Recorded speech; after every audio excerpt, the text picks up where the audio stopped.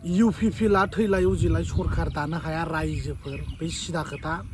प्रमद बर'आ बर' रायजो जायगाखौ माबायदि थगायदों नोंथांमोना नुखाबाय दालालसो प्रमद बर'आ बर' जाथिखौ फाननानै खौथि थाखा खामायदों प्रमद बर'आ दिनै बड'फा उपेन्द्रनाथ ब्रह्मनि सिमां जि मिजिं दंमोन बेखौ प्रमद बर'आ डेस्ट्रय खालामदों लाजिबावा सान्थि पिस एन्ड इउनिटिनि खोथा रायलायो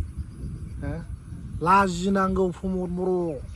बिटिआर एग्रिमेन्ट जानानै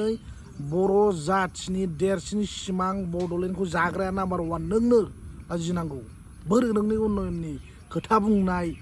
न'खर साख्रि होनायनि खोथा सान्थि फैबाय पिसफुल होननानै बुंदों मानोथो दिनैसिमबो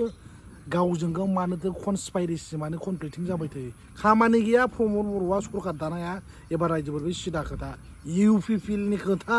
प्रमद बर'नि खोथाखौ लानांगौबा बर' जाथिया दंस' जागोन आरो UPPL सापर्टार्स आरो प्रमद बर'नि जि साननाय जि थिंकिं जि थट्स एकदम 2 नाम्बार थार्ड क्लास गोसो गाज्रि जोबखा UPPL सरकार आरो प्रमद बर' दैदेननाय UPPL सरकारा रायजो राजाफोरखौ सारि बोसोर जाबाय थगायनाया 5 बोसोर जानोसै नै BTC इलेक्सनानो सफैलायबाय अब्लाबो प्रमद बर'आ रायजो राजाफोरखौ थगायगासिनो दङ न'खर साख्रि होगोन होननाया बोरो गैया इन्दिबिफोरनि समस्या दिनैसिमबो जोबाखै